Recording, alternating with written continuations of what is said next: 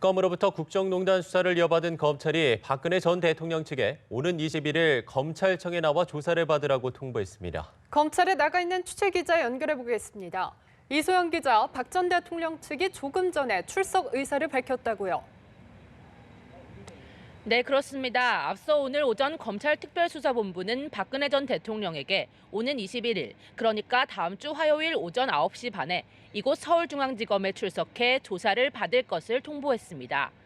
체포영장이나 구속영장을 청구할 수도 있는 피의자 신분이고요.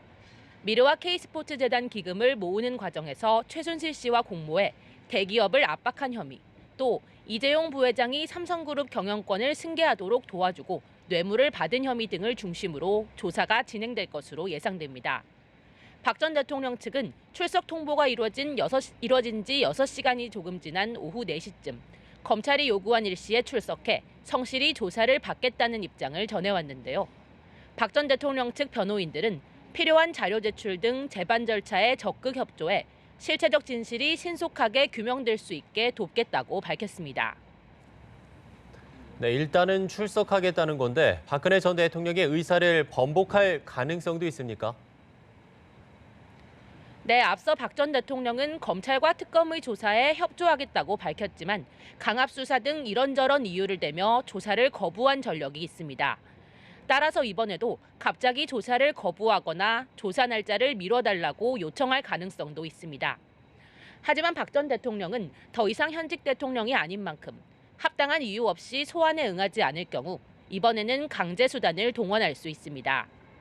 검찰이 법원으로부터 체포영장을 발부받아 체포에 나설 가능성까지 제기되는데요. 하지만 전직 대통령으로서 강제수사를 받는 모습을 보이기보다 검찰과 접점을 찾을 것이란 관측이 지배적입니다. 박근혜 전 대통령이 출석할 경우에 검찰의 포토라인에 서서 취재진의 질문을 받게 되는 건가요? 네, 그럴 가능성이 매우 큽니다. 어제 검찰은 박 전 대통령을 포토라인에 세울 것인지를 묻는 취재진의 질문에 과거의 사례를 검토해 판단하겠다고 밝혔습니다. 지난 1995년 노태우 전 대통령과 2005년 노무현 전 대통령이 검찰 조사를 받았던 당시 검찰청사 앞에서 취재진의 질문을 받았던 사례가 있습니다. 그렇기 때문에 이번에도 검찰청사 안으로 들어가기 전에 잠시 서서 자신의 입장 등을 밝힐 것으로 예상됩니다. 검찰은 아직까지 박 전 대통령을 어디서 또 어떤 검사가 조사하게 될지 등의 절차적인 문제는 논의 중에 있다고 밝혔는데요.